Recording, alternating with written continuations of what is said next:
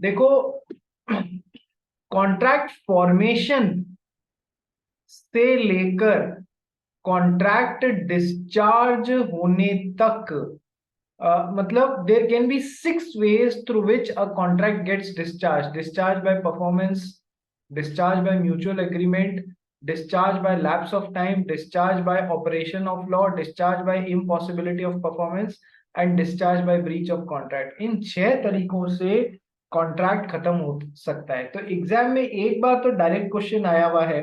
Direct question क्या आया हुआ है कि explain the various ways through which contract can get discharge. तो सर आपको सब पे छोटा छोटा एक ब्रीफ में थोड़ी सी डिटेल्स देनी है, ठीक है। बेसिकली डिस्चार्ज का मतलब क्या होता है कि सर जब दो पार्टीज ने कुछ कॉन्ट्रैक्चुअल रिलेशनशिप आपस में बनाया है, तो अब उस कॉन्ट्रैक्चुअल रिलेशनशिप का टर्मिनेटिंग दैट कॉन्ट्रैक्चुअल रिलेशनशिप, ठीक है। सो discharge is termination of contractual relationship between the parties and the rights and obligations created by the contract comes to an end, ठीक है। तो सर मेन फर्स्ट लाइन को पकड़ो आप लोग, termination of contractual relationship between the parties is known as discharge of contract, ठीक है। तो इसमें से ये पहला वाला पार्ट तो अपन ऑलरेडी करके आ रहे हैं, डिस्चार्ज बाय परफॉर्मेंस, ठीक है। परफॉर्मेंस वाले चैप्टर में दो परफॉर्मेंस दो तरीके से होती है सर। परफॉर्मेंस कैसे कैसे होती है, एक तो एक्चुअल परफॉर्मेंस और एक टेंडर ऑफ परफॉर्मेंस, टेंडर या ऑफर ऑफ परफॉर्मेंस, कि भाई मुझे ये करना था तो मैं कर देता हूं, I M tendering my performance.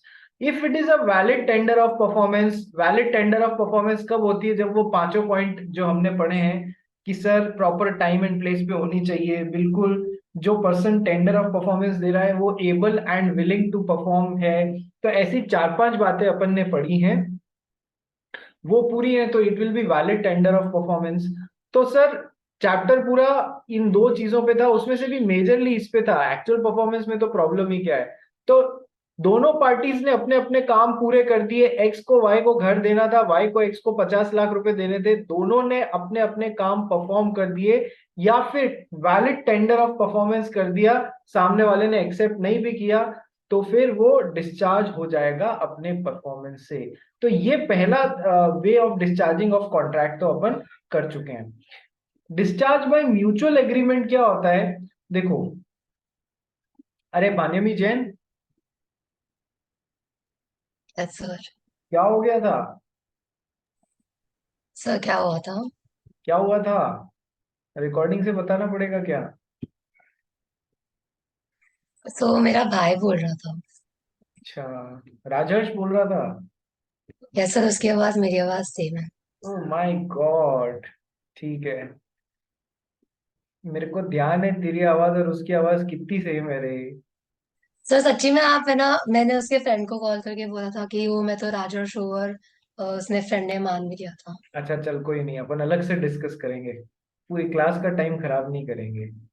ठीक है, आज एक वीडियो कॉन्फ्रेंस करूंगा तेरे मम्मी पापा के साथ में, ठीक है, राजेश को भी बिठाना, उसमें पूछूंगा। चलो ओके, आ जाओ। तो सर परफॉर्मेंस ऑफ कॉन्ट्रैक्ट से डिस्चार्ज हो जाता है, ये तो अपन ने पढ़ लिया, अब इस पूरा चैप्टर पढ़ लिया, अब कुछ पढ़ने को बचा नहीं है।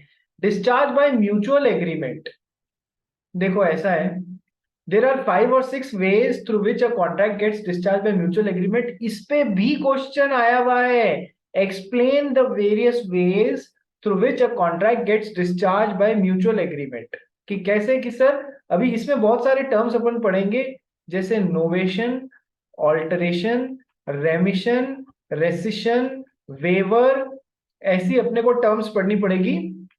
डिटेल जब टॉपिक पे आते हैं तब देखते हैं, बस समझने के लिए समझ लो कि सर एक्स ने और वाई ने आपस में एक कॉन्ट्रैक्ट बनाया था कि एक्स एक पर्टिकुलर कैप बनाने के लिए एक पर्टिकुलर टाइप का क्लॉथ इसको सप्लाई करेगा, और वाई जो है उसने कहा जब कपड़ा सप्लाई हो जाएगा तो मैं आपको per meter I will be giving you 100 rupees per meter. जैसे आपने 1000 मीटर कपड़ा सप्लाई किया तो मैं आपको 1 लाख रुपया सप्लाई करूंगा, ठीक है। अच्छा, ये ऐसा हुआ था कि 2 महीने बाद ये सप्लाई होगा। अब 1 महीने बाद ये दोनों पार्टीज मिलती हैं और आपस में डिसाइड करती हैं कि यार ना तो मैं कपड़ा सप्लाई करूंगा ना तुमको पेमेंट करना है, क्योंकि उन कैप्स की कुछ ज्यादा मांग नहीं है। और इसने भी बोल दिया, वाई ने बोला यार उन कैप्स की तो मार्केट में डिमांड ही नहीं है, और एक्स ने भी बोल दिया यार कपड़ा भी सोर्स नहीं हो रहा है, क्यों नहीं इस चीज को खत्म कर देते हैं, let's finish off this contract. ठीक है, तो इन दोनों ने बाय म्यूचुअल एग्रीमेंट आपस में एक दूसरे से अग्री करके, आपस में एक दूसरे से अग्री करके उस कॉन्ट्रैक्ट को खत्म कर दिया। ये एक तरीका हो गया डिस्चार्ज बाय म्यूचुअल एग्रीमेंट का।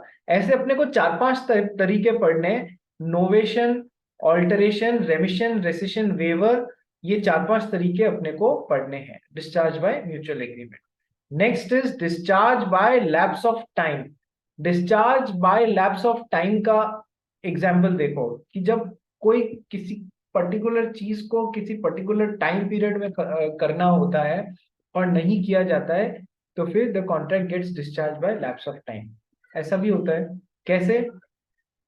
कि सर मान लो भानुमी जैन जो है वो सीए बन गई, इसने खूब पढ़ाई करी और ये सीए बन गई। ठीक है, अब भानुमी सीए बन गई और बैठी भी मुंबई में है, तो इसको बिग फोर में से एक बड़ी फर्म से ऑफर आया।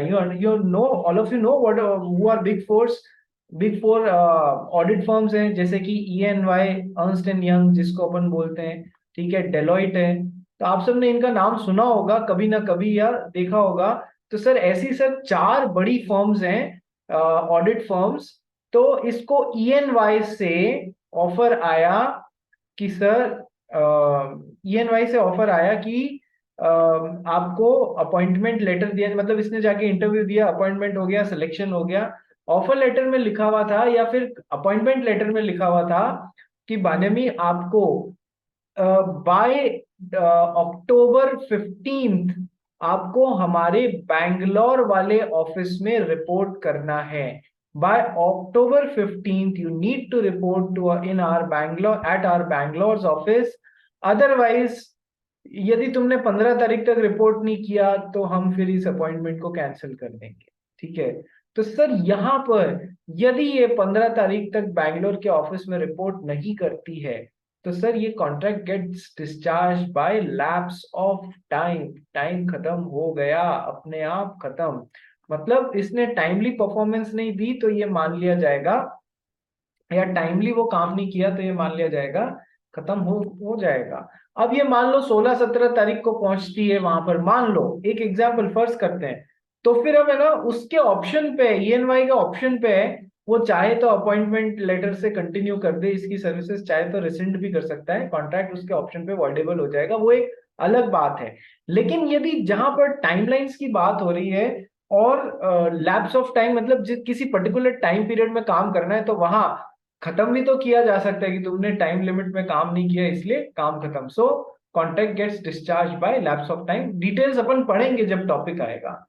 Discharge by operation of law और discharge by impossibility of performance तो आप लोगों को कब से ही पढ़ाता आ रहा हूं। Discharge by operation of law का एग्जांपल देखो कि सर पुलकित ने अपने फ्रेंड देव को के साथ में एक एग्रीमेंट बनाया कि पुलकित तो देगा इसको प्लास्टिक कप्स मैन्युफैक्चरिंग मशीन, और देव बदले में उसको देगा 10 लाख रुपए उस मशीन के पेटे। ठीक है, प्लास्टिक कप्स मैन्युफैक्चरिंग मशीन और 10 लाख। ठीक है सर, अभी क्या हुआ, मशीन ऑर्डर करके देने के लिए पुलकित ने 2 लाख रुपए मांगे, बना के देने, 2 लाख नहीं सॉरी 2 महीने का समय मांगा। इसी बीच 1 महीना निकला था और महाराष्ट्र गवर्नमेंट ने प्लास्टिक कप्स के ऊपर बैन लगा दिया कि प्लास्टिक कप से बहुत ज्यादा एनवायरमेंट पोल्यूशन फैल रहा है, एनवायरमेंट पोल्यूशन फैल रहा है, तो इस वजह से अब न तो बनेंगे महाराष्ट्र में न ही बिकेंगे। ठीक है, तो सर इनके बीच का यह contract automatically gets discharged due to operation of law. कानून के कारण ये बंद हो गया, मतलब ये कॉन्ट्रैक्ट खत्म हो गया, डिस्चार्ज हो गया बाय ऑपरेशन ऑफ लॉ। इसको मैं बेसिकली कौन से हेडिंग में पढ़ा रहा था ऐसे एग्जांपल्स को, कि सर बनाया था तब तो वैलिड कॉन्ट्रैक्ट था, लेकिन बाद में क्या हो गया, ये वैलिड कॉन्ट्रैक्ट किस में कन्वर्ट हो गया, वॉइड कॉन्ट्रैक्ट में कन्वर्ट हो गया या नहीं हो गया? यस, पुलकित दूध। Yes sir. साइड में एक अलग डिवाइस चल रहा है, उसको साइड में रख दे। कौन सा डिवाइस चल रहा है? सर कोई डिवाइस नहीं चल रहा है। अरे, तू जहाँ बैठा है वहां कोई टाइम मैं भी बैठा करता था। ठीक है, तो ठीक है, तेरे को करनी है चैटिंग कर ले, बाद में करना है यार। ठीक है, जो भी है या जो भी है। ठीक है, चलो आ जाओ। तो सर वैलिड कॉन्ट्रैक्ट किस में कन्वर्ट हो गया, वॉइड कॉन्ट्रैक्ट में कन्वर्ट हो गया। तो अपन ने पढ़ा है ना, वैलिड कॉन्ट्रैक्ट वॉइड कॉन्ट्रैक्ट में कब कन्वर्ट हो जाता है कि सर या तो इम्पॉसिबिलिटी ऑफ परफॉर्मेंस, ठीक है, बनाया था तब परफॉर्मेंस पॉसिबल था, बाद में इम्पॉसिबिलिटी ऑफ परफॉर्मेंस हो गया, कि सर या फिर चेंज इन लॉ हो गया, या फिर कोई इम्पॉसिबिलिटी ऑफ परफॉर्मेंस में और डिटेल्स देख लें तो डिस्ट्रक्शन ऑफ सब्जेक्ट मैटर हो गया, जिस स्कूटर के लिए वादा किया था भविष्य में देने का वो स्कूटर ही डिस्ट्रॉय हो गया। तो सर चेंज इन सर्कमस्टांसेस भी बोल सकते हैं, चेंज इन सर्कमस्टांसेस या चेंज इन लॉ, कुछ भी बोल लो इसको, उसके कारण वैलिड कॉन्ट्रैक्ट वॉइड कॉन्ट्रैक्ट में कन्वर्ट हो जाता है। So discharge by operation of law, discharge by impossibility of performance में वो स्कूटर वाला एग्जाम्पल ले लो, जहां पर दिया जैन ने दिया शेट्टी को के साथ में कॉन्ट्रैक्ट बनाया था कि मैं तेरे को अगले महीने की 1 तारीख को स्कूटर दे दूंगी, तू मेरे को अगले महीने की 1 तारीख को उसके बदले में 50,000 रुपए दे देना। अगले महीने की 1 तारीख से पहले ही स्कूटर का एक्सीडेंट होने के कारण वो खराब हो गया, खराब हो गया मतलब बिखर गया, बिखर गया, तो वैलिड कॉन्ट्रैक्ट किस में कन्वर्ट हो गया रे, वॉइड कॉन्ट्रैक्ट में कन्वर्ट हो गया। सर अब स्कूटर देना पॉसिबल नहीं है, तो ये discharge by impossibility of performance बोल लो। ठीक है, 1 2 3 4 5, last discharge by breach of contract. Sir breach मतलब तोड़ना। एक्स ने वाई को बोला था मैं अगले महीने की, या एक्स ने वाई, ये वाई जो है this is a taxi fleet owner, taxi fleet owner, ठीक है, और एक्स को क्या ट्रैवलिंग के लिए एक गाड़ी की जरूरत थी, तो he wanted to travel from Mumbai to Calcutta. ठीक है, तो मुंबई से कैलकाटा के लिए इसने बुक कराई कि मेरे को 15 अक्टूबर के लिए, ठीक है, ये वो 2 अक्टूबर 3 अक्टूबर की कहानी कौन सी फिल्म में थी भाई, 2 अक्टूबर और 3 अक्टूबर? दृश्यम से। हाँ देखो, अब क्लास लाइवली हुई है। ठीक है, तो 15 अक्टूबर वाला एग्जाम्पल ध्यान रखना। ठीक है, मुझे 15, चलो अपन भी 2 अक्टूबर लेते हैं कि मुझे 2 अक्टूबर के लिए गाड़ी ट्रैवलिंग के लिए चाहिए फ्रॉम मुंबई टू कैलकाटा। अच्छा सर, इसने बुक कर ली और पेमेंट कितना तय हुआ कि सर 5,000 रुपए, टू एंड फ्रो मिला के 5,000 रुपए का मैं आपको रेंट पे करूंगा। ठीक है, लेकिन 2 अक्टूबर को इसने सप्लाई ही नहीं किया गाड़ी को, तो सर इसने क्या मतलब, इसने सप्लाई नहीं किया, तो इसने जो अपना कॉन्ट्रैक्चुअल ऑब्लिगेशन था, ऑब्लिगेशन अंडर द कॉन्ट्रैक्ट था, वो खत्म कर दिया, मतलब तोड़ दिया, खत्म क्या कर दिया, तोड़ दिया। तो सर वाई ने क्या किया, ब्रीच ऑफ कॉन्ट्रैक्ट किया, ब्रीच ऑफ कॉन्ट्रैक्ट किया यानी कि अपना काम पूरा नहीं किया, कॉन्ट्रैक्ट तोड़ दिया, तो sir the contract gets discharged by breach of contract, ये भी एक तरीका होता है, contract gets discharged by breach of contract, टूट गया। तो सर ठीक है, टूट गया, खत्म हो गया, कॉन्ट्रैक्चुअल रिलेशनशिप का टर्मिनेशन हो गया। तो इसमें हम रेमेडीज भी पढ़ेंगे, what are the remedies for breach of contract, what are the remedies for breach of contract.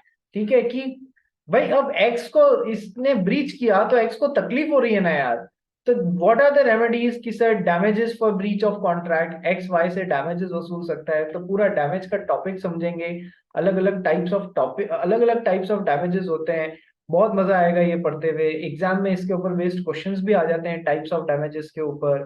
ठीक है, जैसे कि मान लो इसी एग्जाम्पल में अपन बात करें, 5,000 रुपए में तय हुई थी मुंबई से कलकत्ता जाके आने के लिए एक कार। अब इसने तो वाई ने तो अपना कॉन्ट्रैक्ट तोड़ दिया, निश्चित तारीख को टैक्सी अवेलेबल नहीं कराया।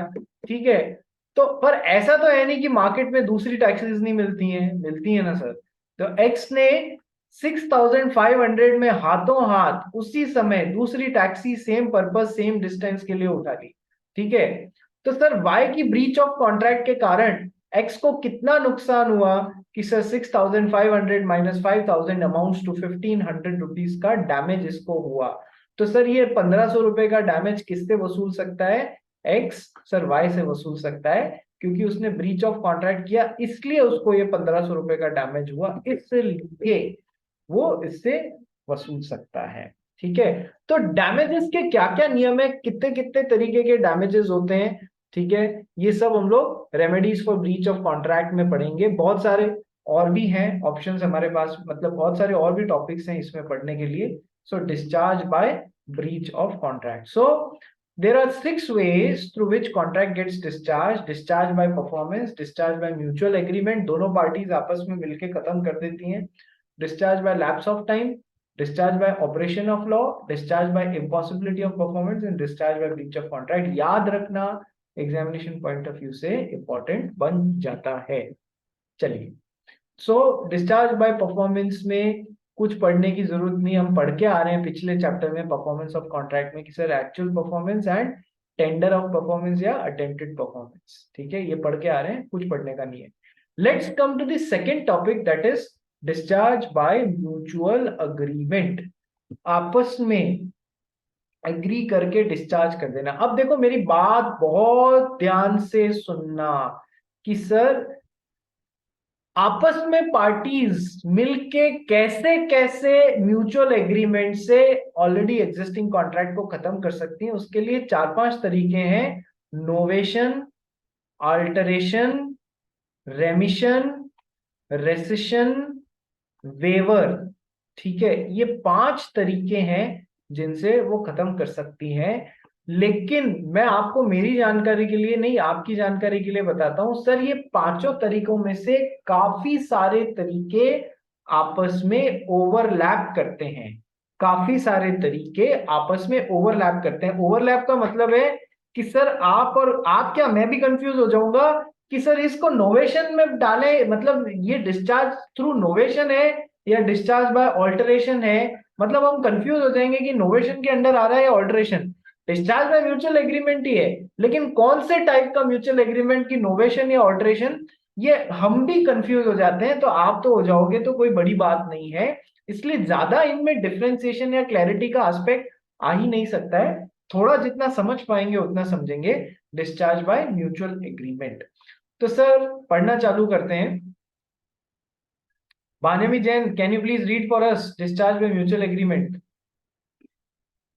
Yes, sir. The parties to the contract can discharge the contract by a fresh agreement by mutual consent.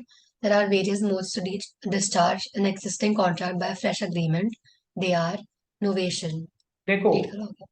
अलग अलग तरीके होते हैं डिस्चार्ज बाय म्यूचुअल एग्रीमेंट के। या तो पुराने वाले को हटा के नया एग्रीमेंट बना लो, या पुराने, देखो जैसे कि एक्स और वाई के बीच में कोई एक एग्रीमेंट नंबर 1 हुआ था, ठीक है, दिस इज एग्रीमेंट नंबर 1, उन्होंने उसको हटाया, पार्टी सेम रही, ठीक है, लेकिन उन्होंने कॉन्ट्रैक्ट नंबर 2 बना लिया। So the older contract gets discharged by mutual agreement, उसकी जगह पे नया आ गया, ठीक है sir, the older contract gets discharged by mutual agreement, number 1। Number 2 sir, इसमें पार्टीज तो अपन पहला तरीका पढ़ रहे हैं novation.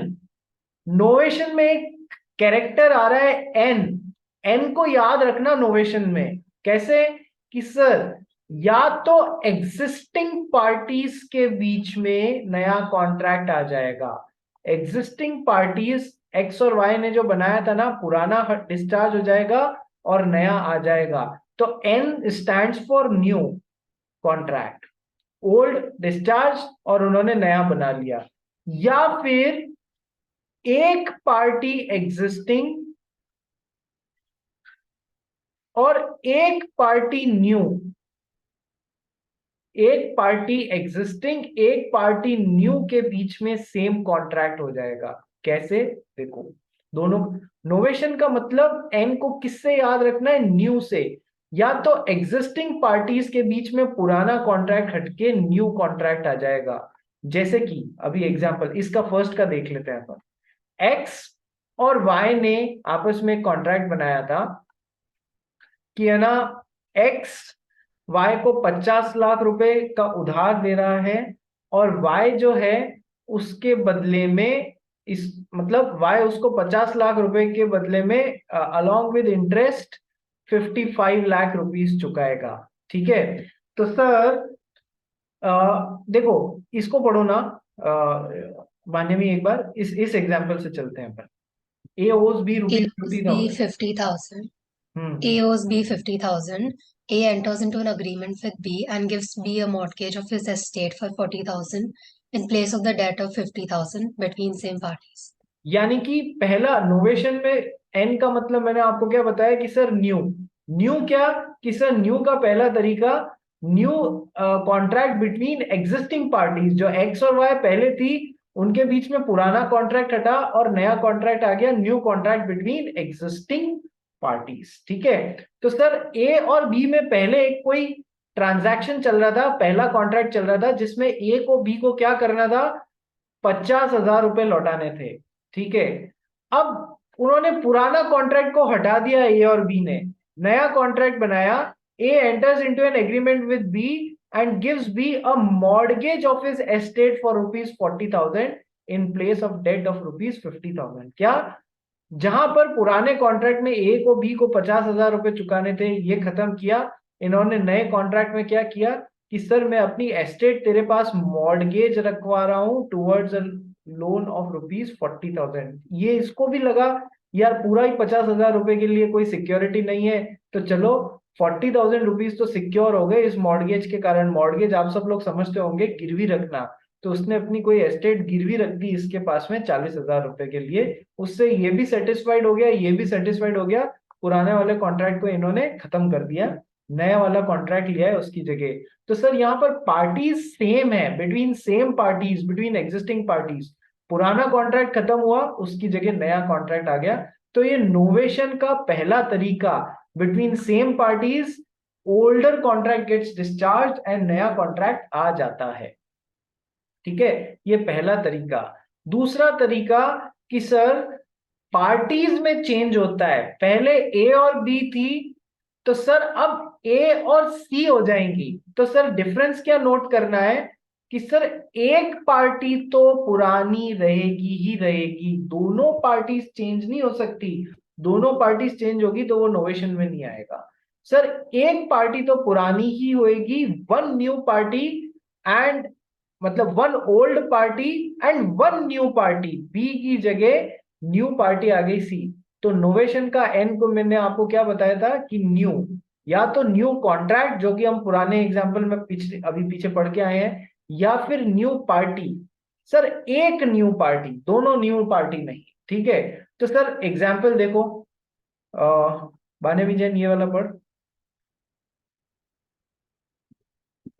A owes money 50,000 to B under a contract. It is agreed between A, B, and C that B shall henceforth accept C as his debtor instead of A for the same amount.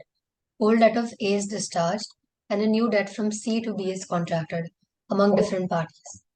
बहुत simple है, क्या है कि sir ए को under some contract B को 50,000 रुपए देने थे। तो सर ए बी और सी ने आपस में ऐसा एक अरेंजमेंट बनाया, अग्रीमेंट किया, जहां पर अब ए बी और सी ने एग्री किया कि sir, I am sorry, sir A owes B rupees 50,000, तो ए को अंडर अ कॉन्ट्रैक्ट बी को 50,000 रुपए देने थे। तो सर ए बी और सी ने ऐसा एक अरेंजमेंट बनाया कि बी बीच में से हट गया और ए को अब ये पैसे सी को लौटाने हैं 50,000 रुपए। बी और सी के बीच में कोई ट्रांजैक्शन चल रहा होगा, तो इन्होंने आपस में ऐसी गणित बताई कि यार ए को मुझे 50,000 रुपए वैसे भी देने, मैं बीच में से हट जाता हूँ, वो डायरेक्टली पैसे तेरे को दे देगा। तो सर एक पार्टी एग्जिस्टिंग, एक पार्टी न्यू। ठीक है, कॉन्ट्रैक्ट वही पुराना वाला ही है कि 50,000 रुपए देने हैं ए को। ठीक है, पार्टी चेंज हो रही है कि अब बी को नहीं और सी को दे देने हैं। तो सर एक पार्टी पुरानी, एक नहीं। तो नोवेशन में न्यू, न्यू क्या, या तो contract new between existing parties, तो old contract get discharge by novation, या फिर एक पार्टी नहीं एक पुरानी, उनमें बीच में उनमें कॉन्ट्रैक्ट वही सेम रह रहा है, तो सर न्यू क्या है, एक पार्टी नोवेशन का एन। आई होप नोवेशन आपको समझ में आ गया होगा। ठीक है, नोवेशन का मतलब पढ़ना चालू कर पाने में। It means substitution of a new contract in place of an existing one with consent of all the parties to the contract. A new contract is substituted for an existing one between same parties. A new contract is substituted between one of the existing parties and one new party with the same terms. तो one new party and one of the existing parties, one new party and one of the existing party with the same terms. 50,000 रुपए लौटाने, ए को B को नहीं सी को दे देंगे। ठीक है, तो सर नोवेशन इन दो तरीकों से होता है। पुलकित बोल। सर ये सेम ही मीनिंग हुआ ना, मतलब जब आप एक बिल ट्रांसफर करते हो दूसरे पार्टी को, अगर आपके पास आपको किसी को डेट देना है अपना, तो आप उसको बिल ट्रांसफर करते हो कि मेरे जगह वो देगा, तो ये सेम ही चीज हुआ ना। मतलब बिल्स रिसीवेबल थे, वही बोल रहे हैं, या हाँ promissory sir, note? Bills promissory note शायद, मतलब सब बिल्स रिसीवेबल ही। बिल्स रिसीवेबल है, ठीक है। तो सर भाई मान ले, चल अपन इसको ऐसे लेके चलते हैं, प्रोमिसरी नोट से कर लेते हैं या बिल्स रिसीवेबल से कर लेते हैं। ठीक है, मान लो एक्स ने वाई को एक ऐसा दिया, क्या दिया, नोट लिख के, आई प्रोमिस टू पे द बियरर, जो भी इस नोट को लेके आएगा, आई प्रोमिस टू पे द बियरर ₹50,000 ऑन 1 ठीक है, कॉन्ट्रैक्ट किस किस के बिना बीच में बना, एक्स और वाई के बीच में। फिर क्या हुआ, वाई जो है उसने यही बिल जेड को दे दिया 50,000 की बजाय डिस्काउंटेड प्राइस पे की 48,000 में। ठीक है, तो सर अब एक्स किसको चुकाएगा, ये जेड को चुकाएगा। ठीक है, तो सर आप बोल सकते हो कि sir almost same process, almost same process वहां पर चल रही है। कोई थोड़े बहुत छोटे मोटे डिफरेंसेस होंगे, एक पार्टी तो वही रही और एक दूसरी आ गई। बात समझ रहे हैं? ठीक है, चलिए। So this is novation. Now let's come to alteration. दुकान जाते हो किसी कपड़े की, जीन्स खरीदी होगी तुम सबने, किसी शोरूम से ली के या रैंगलर के, या जो भी तुमको लोकल जीन्स कोई भी पसंद है यार, सब सबने सब पहनी हुई अलग अलग टाइम पे। तो सर जब अपन जीन्स परचेस करते हैं, कई बार अपने को उसको अपने अकॉर्डिंग फिट कराने के लिए उसकी थोड़ी सी हाइट कम करानी पड़ गई या कुछ भी कराना पड़ गया, तो सर अपन क्या बोलते हैं कि हम उसमें ऑल्टरेशन करा रहे हैं, या हमने ये हमारी ड्रेस ऑल्टरेशन के लिए दी है। ठीक है, ऑल्टरेशन वर्ड कैच हो गया तुमको? यस, कि ऑलरेडी में उसमें ही कोई चेंज, ऑलरेडी उसमें ही कोई चेंज। और पढ़ते हैं और डिटेल में समझते हैं। माने में पढ़ इसको। It means change in one or more terms of contract with the consent of all the parties to it. It terminates the original contract. There is, however, no change in the parties. देखो example भी पढ़ ले, फिर समझाता हूँ। A contracts with B to supply certain goods at B's warehouse by 15th May, and B agrees to pay on delivery. Both of them may agree to alter the terms, say delivery by 18th May and payment 1 week since delivery. देखो party same है, ए और B या x और Y, कुछ भी बोल लो, parties are exactly the same, number one. Contract जो भी चीज के लिए, कॉन्ट्रैक्ट उसी चीज के लिए बना हुआ है कि हाँ मुझे ये सप्लाई करना है आपको और आपको इसके बदले में पैसे देने हैं, कॉन्ट्रैक्ट भी वही है। लेकिन सर उस कॉन्ट्रैक्ट में कुछ टर्म्स को ऑल्टर कर दिया, चेंज कर दिया। जैसे अपन अपनी जीन्स का हाइट ऑल्टर कराते हैं ना, नए जीन्स का अपने हिसाब से, तो पूरी जीन्स में से कुछ पार्ट ऑल्टर कर दिया, चेंज कर दिया, बाकी की जीन्स तो वही है ना। ठीक है, तो उसी तरीके से कि सर पहले वाले कॉन्ट्रैक्ट में माल 15 को सप्लाई होना था, पेमेंट उसी समय देना था। अभी दूसरे वाले इन्होंने कहा यार हो नहीं पा रहा है, तो इन्होंने क्या किया, अच्छा वही माल सप्लाई करना है, अपन एक काम चेंज करते हैं कि 15 की बजाय अब दोनों पार्टीज ने एग्री किया माल आप 18 को दे देना और पेमेंट में उस 24 तारीख को कर दूंगा। चीज वही सप्लाई हो रही है, उसी कॉन्ट्रैक्ट में कुछ एक दो terms with the consent of both the parties alter कर दी जा रही हैं। ठीक है, पुराना तो पुराना वाला डिस्चार्ज हो गया और ये ऑल्टर्ड वाला एग्जिस्टेंस में आ गया। ठीक है, तो सर क्या तुमको नोवेशन और ऑल्टरेशन में फर्क समझ में आया कि सर नोवेशन में न्यू चीज आती है, या तो दोनों पार्टीज वही रहती है, पूरा कॉन्ट्रैक्ट ही न्यू हो जाता है, या फिर एक पार्टी एग्जिस्टिंग सेम रहती है, एक पार्टी न्यू आती है और उनके बीच में सेम कॉन्ट्रैक्ट रह जाता है। ये तो हो गया नोवेशन। ऑल्टरेशन में दोनों पार्टीज भी वही रहती हैं, कॉन्ट्रैक्ट भी वही रहता है, बट उस कॉन्ट्रैक्ट में कुछ टर्म्स में अल्टरेशन कर दिया जाता है, चेंजेस कर दिया जाता है। एक 5 स्टार का एड आया था आज से 4-5 साल पहले, I don't know whether you all have seen that और नॉट। 5 स्टार तो सबने खाई है ना? Yes, it's a very, yes sir. हमारे बचपन से आ रही है यार, ठीक है। तो एक दो कैरेक्टर हुआ करते थे 5 स्टार के ऐड में, एक का नाम होता था रमेश और दूसरे का नाम होता था सुरेश। कभी वो सीरीज देखी है आपने, रमेश और सुरेश वाली? उसमें बोलते हैं ना, वो दोनों टेलर मास्टर साहब के पास जाते हैं, टेलर के पास में बोलते हैं कि पिताजी की पतलून एक बिलांग छोटी कर दीजिए नीचे से। एक बिलांग मीन्स ये इस हाथ के नाप को है ना, बिलांग बोलते हैं। फिर पिताजी की पतलून एक बिलांग छोटी कर दीजिए। फिर दोनों 5 स्टार खाते हैं, भूल जाते हैं कि उन्होंने क्या किया, इतनी यमी होती है, उनको ध्यान ही नहीं रहता है कि वो ऑलरेडी बोल चुके हैं, वापस बोल देते हैं पिताजी की पतलून एक बिलांग छोटी कर दीजिए। ऐसे 2-3 बार होता है, और वो पतलून मीन्स पैंट जो है, that gets converted into short pants, ठीक है। सो मॉरल मतलब एड का मतलब ये था, इट इज सो मेसेमराइजिंग 5 स्टार कि पता ही नहीं पड़ रहा है। बट ऑल्टरेशन के बाद में अपन जीन्स नीचे से ऑल्टर कराई, बाकी तो वही हिस्सा है ना, कुछ टर्म्स चेंज कर दिए, हटा दिए, बाकी तो सेम कॉन्ट्रैक्ट का बिटवीन सेम पार्टीज सेम ही चीज चल रही है। एग्जाम में नोवेशन और अल्टरेशन के बीच में डिफरेंस पूछा हुआ है, ध्यान रखना, ठीक है। तो मैंने 2-3 तरीके बता दिए अभी तक इस चैप्टर में से कैसे अलग अलग टाइप क्वेश्चंस पूछे हैं। पहला, explain the various ways through which a contract gets discharge, full 6 या 7 नंबर का क्वेश्चन, 5-6 या 7 नंबर का, ठीक है। अगला कि sir explain the differences between novation and alteration, ठीक है। अपन क्या पढ़ रहे हैं, डिस्चार्ज में म्यूचुअल एग्रीमेंट पढ़ रहे हैं, ठीक है। तो म्यूचुअल एग्रीमेंट में नोवेशन और अल्टरेशन के बीच में डिफरेंस पूछ लिया, ठीक है, समझाना यही तरीका है। चलिए नेक्स्ट, अच्छा मैं फिर आपको बोल देता हूं कि है ना, कंफ्यूजन है इसमें कि सर ये तो नोवेशन में जाना चाहिए, सर ये तो अल्टरेशन में नहीं, और उस रेविशन में रेसिशन में ऐसे जाना चाहिए। ज्यादा कंफ्यूज मत होना, क्योंकि ये है ही ऐसी चीज है, ठीक है। Nobody can help much more in this. Let's start with the third one, that is रेमिशन। रेमिशन का मतलब पढ़ मान्यमी। Remission means acceptance of lesser performance in discharge of full obligation under a contract. It can be acceptance of lesser sum in discharge of whole debt, or acceptance of lesser degree of performance, extends time of performance, accept any other satisfaction instead of performance. देखो ये terms तुमको किसी और रेमिशन rescission waiver कहीं भी और मिल सकती हैं, तो मेरे पास में उसका जवाब वाकई में नहीं होगा कि ये रेमिशन में आएगा या उसमें किसी और में आएगा, इसलिए एक बार पढ़ते हैं और इसको let's move to the next topic. Remission, remission means acceptance of lesser performance. That means मैं इसको ऐसे बोल सकता हूं, I am remitting some of my right, not completely, but I am remitting some of my right. जैसे कि रेमिशन और waiver में तुमको बाद में कंफ्यूजन आएगा कि सर ये कैसे।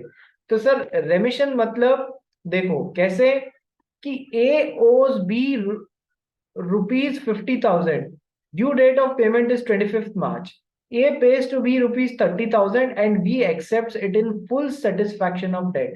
दैट मीन्स दूसरी पार्टी 20,000 रुपया कम एक्सेप्ट कर रही है, 20,000 रुपए का अपना राइट रेमिट कर दे रही है। Remission means acceptance of lesser performance. Lesser performance किसी भी रूप में, कि sir acceptance of lesser sum in discharge of whole rent, जो ये एग्जांपल अपन ने पढ़ा। Acceptance of lesser degree of performance, कैसे कि सर एक्स को वाई को 500 जोड़ी जूते बना के देने थे एक पर्टिकुलर डेट पे, सर एक्स 500 जोड़ी नहीं दे पाया, केवल 450 जोड़ी ही दे पाया, तो सर इसने 450 जोड़ी ही एक्सेप्ट कर लिए, 50 जोड़ी का अपना लेने का राइट वेव कर दिया, ये रेमिट कर दिया, ठीक है। तो कुछ एक्सरसाइज भी किया, कुछ छोड़ दिया, कुछ को रेमिट कर दिया, acceptance of lesser degree of performance. तो एक काम कीजिए आप सब लोग अब, कि है ना, सेम लिंक पे एक बार रिज्वाइन कर लीजिए, तो अपन आगे बढ़ते हैं।